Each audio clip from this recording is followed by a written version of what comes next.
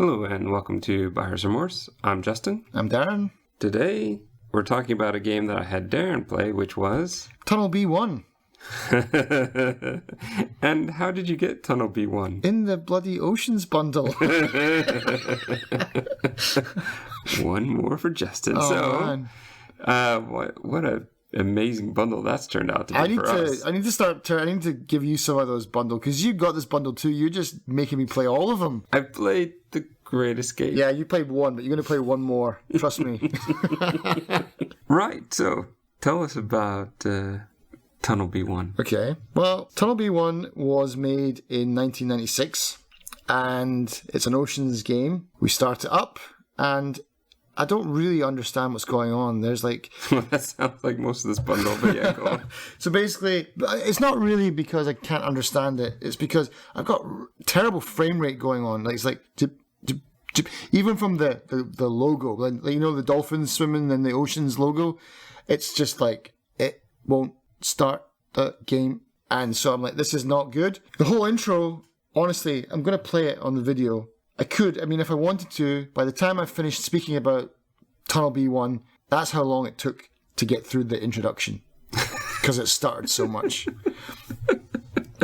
But anyway, so... No, I was thinking as well, like, it's a good thing you're editing this one, I hope. Because I'd probably foolishly not realize you were purposely pausing those things and just edit the heck out of the spaces like I always do. But you've got a choice at the beginning. It's like, do you want to play the MS-DOS version or do you want to play the PlayStation 1 version? So I'm like, okay. Wait, what? Yeah, Really? they've got both versions, which was interesting, and I'll explain why in a second. But yeah. So basically, I'm like, okay, I'm going to reboot this, and I'm going to try the PS Mode 1 probably in a bit, but let's just push through. So we get to the options, we get to the menu. It's the same thing as that game Last Rites, where I managed to somehow like shrink the whole screen down to about 1/10 of the size of my monitor. So it's like, I can't see what's going on, but the frames are there now. I've got the frames, but I just can't see the screen, because it's like, honestly, yeah, it's like a little tiny envelope postcard on my screen. But the problem of lag was solved. And Wait, did you purposely do it that way? No, to cut down the lag? that's how it just started. It just started like that. So I'm like, right, balls to this, PS1 mode. So we get to PS1 mode. Problem of lag has now been solved. We've got graphics seem a bit crisper. So then finally I get to watch the intro properly. And it's like, you're in space. There's like a big Battlestar Galactica type ship. I don't know why I said that, as it could have said anything. Spaceship. And there's some kind of war going on, and then you've got this little kind of little scout ship that beams down onto this planet. Not beams down, like flies down into this planet, and then the mothership just gets blown up. Toast. So some kind of war going on. I really don't know what's going on. Is there any voice work at this point? Or narration or text? Nothing. Okay. This is just all just movie and music. Music, by the way, in this game is spot on. I really like this music. It's really well done. But that's it. So I get down, graphics are there, full screen is there, like, yep. And then I'm pressing the buttons and nothing is happening because I've launched the PS1 mode. This is the one that only works for controller. So I don't have a controller. So it's clearly the better version. Well, not yet. So I'm pressing buttons around, and finally I work out that you press shift and Z, that works as like the square button. So I managed. It's very handy and convenient. I managed to get into like the options somehow, and then I'm like configure. So no, okay, exit, get out, and then I'll go to, because at the beginning of the game, you've got like another options sleeve before you get into the game. So there's like options before you launch the game. So it's like there's a configuration option. Go in there. Okay, so I try and redefine the map on the controller with the WASD keys and stuff. Go back into the game. Nope, that doesn't do anything. And I'm like, all right, so let's try the DOS one again. So I tried the DOS one again. I maximize the screen properly, and then everything is good. All right, we're in business. I load up the DOS one, the lag's solved, and everything is working great. And finally, I get to play Tunnel B1. Yeah, the one thing I did notice, when I did manage to move in the PS1 version, it felt like I was just being thrown around in a really, really, like, turbulent wave pool. It's really floaty. It's all over the place. Do you ever play Wipeout? That like space, almost like spaceship racing game. I don't think I played that one. Right, and it's half Wipeout, half Descent, and then Descent I played. yeah. So it's like a combination of both of them. It's not as 3D as Descent, and like motion sicknessy as Descent was, but it's a mashup between those two. So now I'm going in for my third credit scene, and by this point I'm thinking I'd rather just stay on the ship and get blown up. But yeah, I got through it. It's much better this time. I cleared stage 1, and basically all you do is you travel through, like, it's kind of like a maze, but it's not too mazy. You've basically got like Y junctions at most, and then you pick a direction, and then you have to like shoot down turrets that are shooting you, and then you've got like mission things like collect the rockets, get these mines, and then find the exit. And so you have to like hover, you have to drive over these little like red gates that then turn green, and then they open like gates that you can then travel further through the map. I got to level 2, I cleared level 2, I got to level 3, I cleared level 3. It's not a bad game. It wasn't terrible. The sound is good. There is now actual human voices that talk to you and tell you what power-ups you're picking up, and but there's no like narration of the game. It's just like almost like the onboard AI just telling you, okay, you've got rockets now. But yeah, there's like helicopters that drop bombs on you in these like kind of like tunnels that you're going in. They're not tunnels. Right. So this is my big question I want to ask. Why am I in a tunnel? I don't know.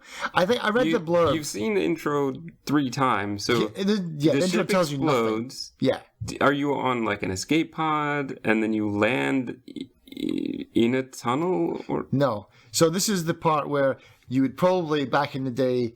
This is where you'd get the instruction manual, and it would have the story inside, or it would be on the back of the box. And so if you go on and you look it up, you find out the story. And it makes sense, because it's basically Star Wars. It's the blowing up the Death Star, but it's as a game.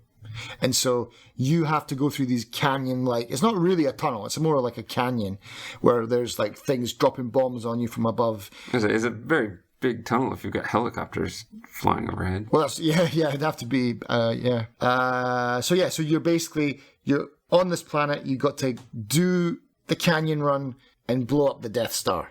That's the game. Okay. And so that's simple enough, and the graphics are pretty decent, and the controls are pretty good, and like I said, it is a bit floaty and it's a bit weird, and like, I don't know why they got these gigantic boxes just hanging around with nothing in them, but yeah. So the problem was, I got to level 4, and in level 4 you've got like a timed. It's almost like the old school Outrun arcade kind of timed race where you got to hit the checkpoints to get more time. Otherwise, you just stop moving and die. I don't really understand why that happens. So the lose condition for the game is you got 4 lives and 2 continues. You can up that, but I didn't bother. I just like played it on normal. This is what they call normal difficulty. And so you can move the lives all the way down to 1. That's hardcore. I'm not going to do that. But you can basically have 1 life, or you can have 6 lives. Which, if I was to go back again, which I might, I'll probably up it to 6. But the thing is, I didn't need any of my lives until level 4. Because in level 4, they're like... Wait, so you didn't die at all until I didn't die until level 4. And the only reason I died was because you need to pick up a booster. And so I got the booster, but then I'm like, what key is it? So I'm pressing everything. Oh, time's up, you're dead. All right, 3 lives. What key is it? Time's up, you're dead. Did I not press a key? Going slowly this time. And then I did that. All the lives are gone. Okay, continue. Pick up the booster again. Okay, booster's full. What key is it? And I just could not find the key. It's really hard to find these keys, to be honest. And did you find it then? No. But one of my Steam friends, he's like, oh, all of these DOSBox games have the same key maps. And then he told me it. I haven't tested it yet, but it sounds correct because it sounds like one of the keys that I didn't try. Because it's something like numerical lock key, or so, it's something ridiculous, like it's mapped to. And so I'm going to try it again. If I can get through this level, I'd probably play more of it, to be honest, because it wasn't a bad hour, apart from the, but this is, I mean, as anyone who's listened to any of these shows that we've done, and we've been talking about these ocean games, starting them is a fucking nightmare. Like, just getting them running in the first place is a nightmare. And the forums are not helpful because the developers are just like, they've purchased this and they've just abandoned it. And they're just like, if you buy it, then thanks for all the cash, but we're not fixing anything. And so the community has to rely on each other for fixes. And a lot of people, they post stuff. I didn't have any problems that other people had playing this game, other than the stuttering. But that seemed to sort itself out with just a few tweaks in the options menu. Just like select the proper aspect ratio. So select the proper hertz for your screen. You shouldn't have a problem. But yeah, so I got 4 lives done. Game over. Continued. Game over. I just could not find that key. And then, when you die, there's no great fanfare. It's just like, the old style, game over. I was a bit bummed by that. But that's it. That's Tunnel B1, man. It's... Okay, so Tunnel B1. Tell me, what 3 tags would you give it? I don't know, actually. I mean, it's not a racing game, but it feels like a racing game. Mm-hmm. It's not an exploration game, but it feels a little bit like an exploration game. Mm-hmm. Because there's like, go left or go right. That's your choice. As far as I got. Maybe the maps get wilder as you go through. And there are some kind of corkscrew bits in the thing where you go through, and in some parts of the map, you have to activate, like I said, you activate these red laser things that turn green. But sometimes a door needs more than one of them to open it up. So you do have to kind of explore around a bit. But yeah, it's a shoot 'em up. Okay. It's a shoot 'em up, not racing, not exploration game. You can't say what it's not. We talked about this before. You must choose something it is. So shoot 'em up, I'll take. Retro. Okay. 1996 is retro now, isn't it? If you want to say it is. I'm totally fine with that. Retro, and probably the last tag would be the best of the Oceans bundle. Well, I don't know if we've gone all the way through yet. There's a couple more. Yeah. The best of the Oceans bundle so far. That's a very specific tag that only works for listeners of this podcast. You wouldn't choose, say, sci-fi? Yeah, sci-fi. Okay, there you go. Now, you played it, as we always require, for 60 minutes. Mm-hmm. I think before we started recording, you admitted you actually played a little bit more than 60 minutes. Well, yeah, like I said, it took me honestly, it probably took me about 15 minutes just to get it working. But yeah, so I played it for about maybe 75 minutes, I think is what it says on Steam. So you would play it again if that button works. If this button works, then I'd be... Because I think... when I was Googling online to look for a manual, which is non-existent as well, looking for these keys, I did see some playthroughs. It's only a couple of hours long, as is a case with a lot of those old games. So yeah, I mean, I'd be willing to at least see how far the difficulty ramps. If it goes too crazy, then I'm not doing it. But if I can have full control of all the keys, and if I can blow stuff up, and yeah, I'd be happy to give it another shot. Would you recommend this to other people to play? It's the only one from the Oceans bundle that I would recommend. That's not saying much. Really? Because I thought you were okay with Pushover. Oh yeah, Pushover is all right. Yeah, I forgot about that. I haven't gone back to that, but yeah, Pushover was pretty cool actually. Yeah. So yeah, Tunnel B1 and Pushover.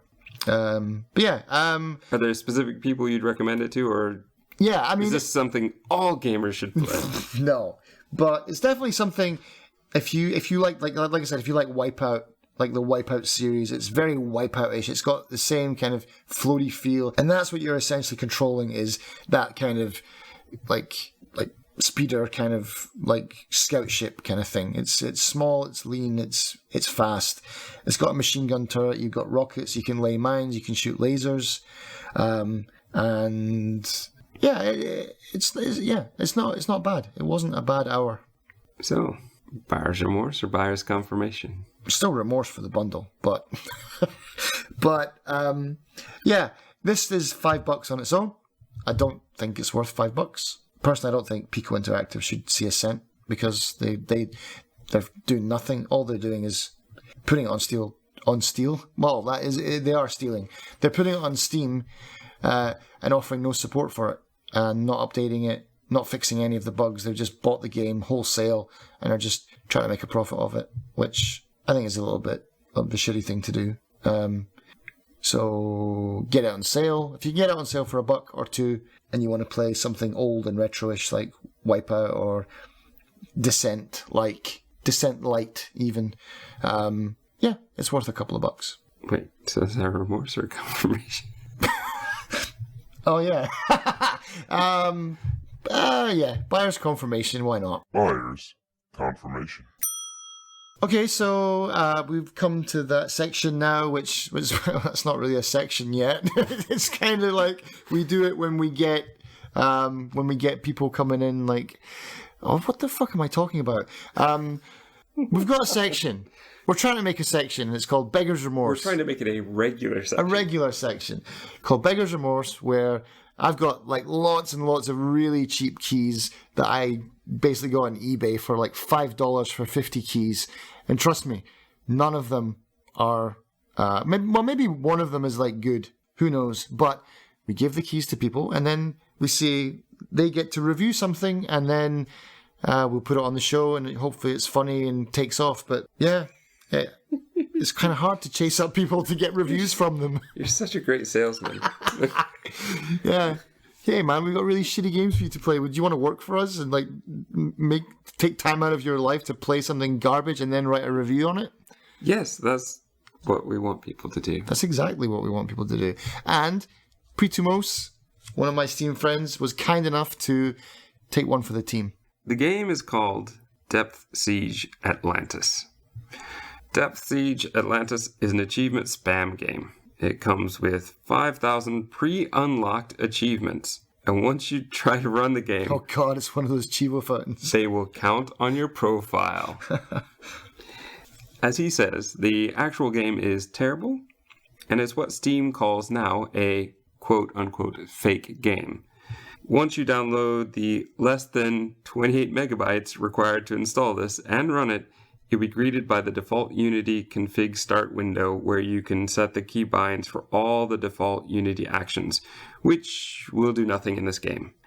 And when you hit play on this window, you'll launch the game and start immediately on the first level. No need for a main menu or anything. The game is a static underwater screen, save for a few bubbles that don't move, but get bigger and smaller. And bombs drop from the top. The bombs have a face and are smiling for some reason. You can click the bombs to destroy them and increase your score, and if they get to the bottom, the quote-unquote city health bar is reduced. You have to click some number of bombs to pass the level, and if you get 10 hits, you fail the level and Atlantis is destroyed. And immediately restart that level with no punishment except having to play this game. As you pass levels, more bombs drop. They'll spawn faster, and more bombs need to be clicked to pass the level, but nothing else changes. Eventually, so many bombs drop that you can't deal with all of them, and you'll be stuck in that level forever. You can keep getting your score as high as you want because losing doesn't affect it, so the score doesn't reflect your skill, but your endurance to play horrible games. There is a menu button that doesn't pause the game, by the way, and you can select 3 difficulties, which change the speed of the falling bombs. The higher difficulties can help you power through the easy levels, so you can get stuck quicker. I got bored very quickly and looked for ways to mess with the game. I noticed that the game is much harder on lower resolutions because the speed of the bombs depends on the amount of pixels they move, which is terrible game design. Yeah, that sounds terrible, man. Also, the game made me dizzy for some reason. My 3 tags are achievements, fake, and awful. I wouldn't recommend this game to anyone. This is a beggar's remorse. Nice one. Thank you very much. Thank you for playing, and, I look forward to giving you another such gem, should you so choose.